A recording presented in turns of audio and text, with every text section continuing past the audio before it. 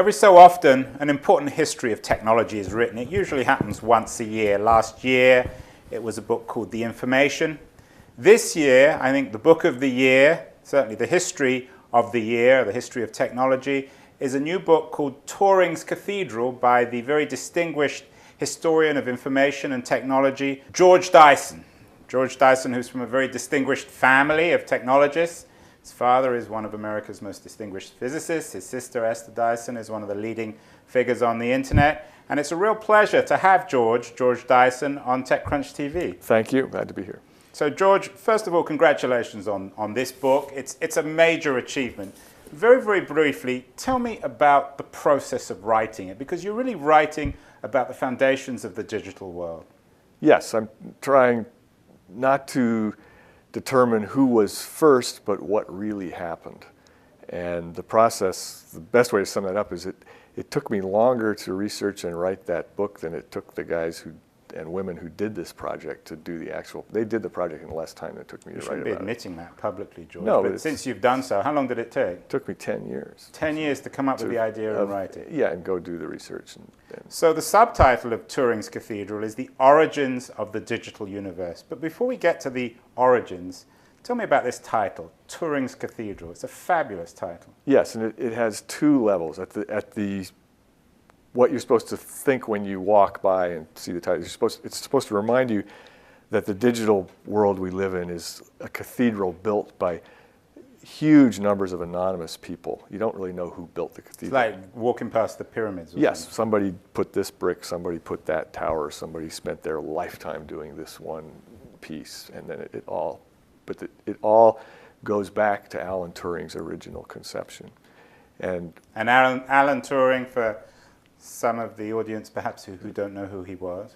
He would be 100 years old this year. In fact, as we speak now, 100 years ago, Sarah Turing was 5 months pregnant with young Alan. And at the age of 23, trying to solve a completely different problem, he sort of proposed this idea of a digital computer that was one-dimensional, just using paper tape. And all the computation we do today sort of still proceeds according to his model. It was really the work of a prophet, really. I mean, and Turing's Cathedral, was this a term that you made up? Is it a term that everybody now uses? No, it was a phrase that came to me, having studied every word Turing wrote. He didn't write that much, but in a great paper he wrote in 1950, he was trying to address the critics. He was interested in artificial intelligence, and the critics were saying, well, you're playing God, you shouldn't go there. So he said, in building these intelligent machines, when we do so, he saw that this was coming. We are no more creating souls than we are when we have children. We're creating mansions for the souls that only he, with a capital H, can create. And then in 2005, I got an internal tour of Google when they were just ramping up big time. And I was blown away by what I saw there. And it was clear to me they were doing everything that Turing had ever dreamed of. I mean, building an enormous knowledge engine that would answer any question anyone could ask.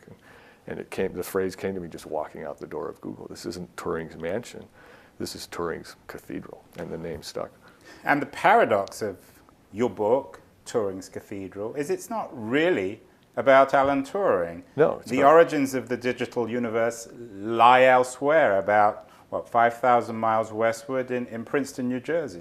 Not really. I mean, the origins lie with what Turing showed was possible in his original paper. And then various groups of people, not only in Princeton, in Cambridge, England, in Manchester, England, in Boston, there were a number of groups of people who were trying to implement this idea. And the way it is in software, as you well know, we don't use the Palm operating system. It might have been better, but it didn't win out. There was one system that got replicated, and it happened to be the system in Princeton. And the interesting thing, or one of the interesting things, I think, about the Princeton group, who built the foundations of the digital universe, is, of course, most of them came from Eastern Europe. So, introduce our viewers to this remarkably eccentric and brilliant team of mathematicians and physicists who built our digital universe, the architects. Well, a large significant percentage of them came out of, in this case, Budapest between World War I and World War II. It was just a flourishing time. It was the roaring 20s of Europe.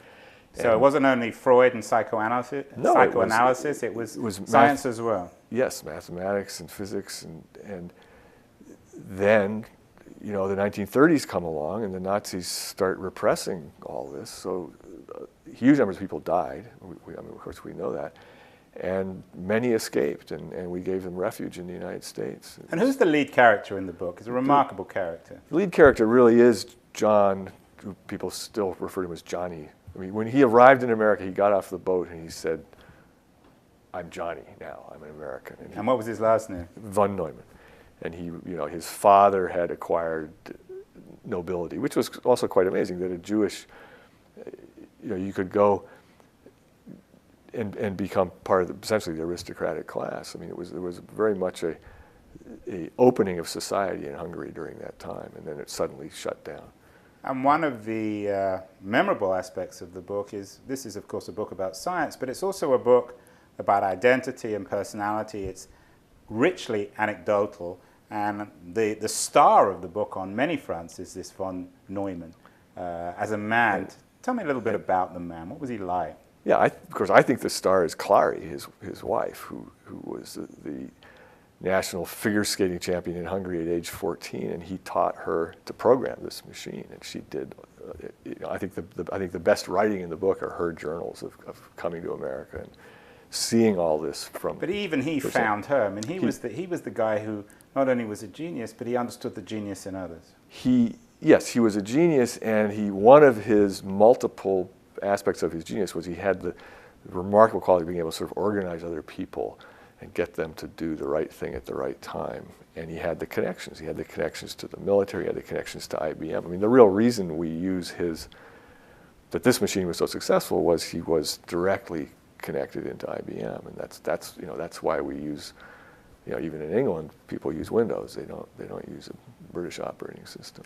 But the story you tell in Turing's Cathedral is more complex than it would first seem. It's not just a group of brilliant scientists who invent the personal computer. In parallel, they're inventing something else as well.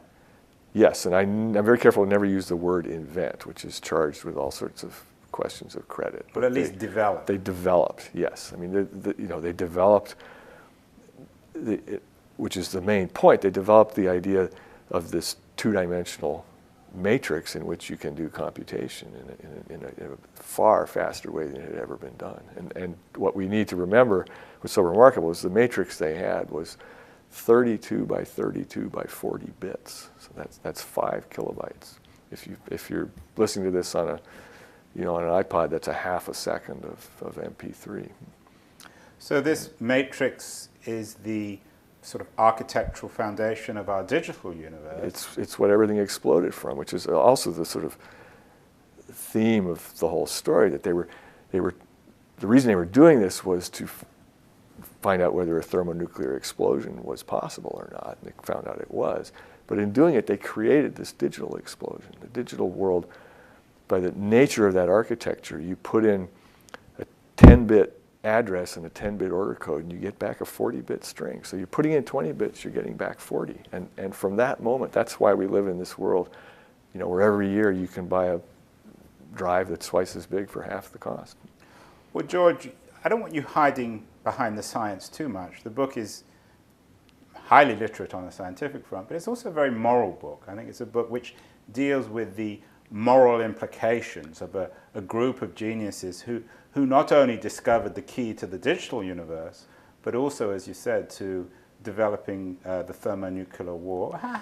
How do you see that connection in moral terms, not in scientific terms? Okay, I see that as sort of a fable, and the easiest way to state that is that they made a deal with the devil, right? And the deal with the devil and that's real, that's not a fable. This is true. I mean, they actually von Neumann referred to it as the other party, okay? So the deal was, we will build, you know, the deal was with the military. We will give you this weapon more powerful than any other weapon in history. And in exchange, we get this powerful machine. And the deal was, military gets the weapons, but the scientists can do all the science they want in their spare time, and open science, and that was the deal. And now when we, in our national laboratories and even our universities, we're starting to close down the openness of research. I think that's sort of reneging on the deal that was made. So are you saying that every time we pick up our iPhone or our iPad or our personal computer, that we wouldn't be doing this if the thermonuclear weapon had also not been developed? No, I think we would. I think it's inevitable we would have been doing it sooner or later, but we would not be doing it in the same way. And that's another theme, is whether this is the right way to do it or not. There's all sorts of other ways we could be doing our computation. So what is the legacy of this generation? As you note in your book, you're not a dispassionate historian. Your father went to Princeton in 1948. You knew a lot of these people when you were a child. How should we look back at these people? Should we look back at them with gratitude, with regret? Should we be in awe of them? I think we should just be grateful for what they did and amazed at how much they did with so little resources in such a short time. And the entire project was done for under $1 million and by about 12 people. And we need to remember that we have that sort of creative power. In a lot of ways, it came out of World War II, where so much had to be done so fast. But there's no reason we can't do similar things today. We just, in some ways, we're maybe losing a bit of our initiative. But we don't have that rich Central European heritage, though, to rely on anymore, do we? No, but that could flourish. You never know where that's going to come from, and you want to be open to it when it appears and not say, no, the door is closed. One of the striking things, I think, though, about von Neumann and his generation was they weren't just scientists.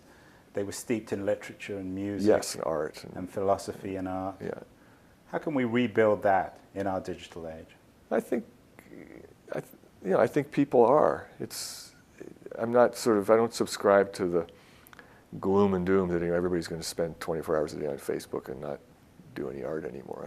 I think there's still room for it. I think the digital technology is a tool that can help us do the next remarkable thing. But it's also worth looking back at where this came from, so we understand the roots of it. Well, George Dyson, speaking of remarkable things, I think Turing's Cathedral is a major achievement. I strongly encourage everyone watching this to read it. I think anyone who's interested in digital today has a responsibility to understand its origins. So thank you for appearing on the show, and really congratulations on this major achievement. And thank you very much for having me here.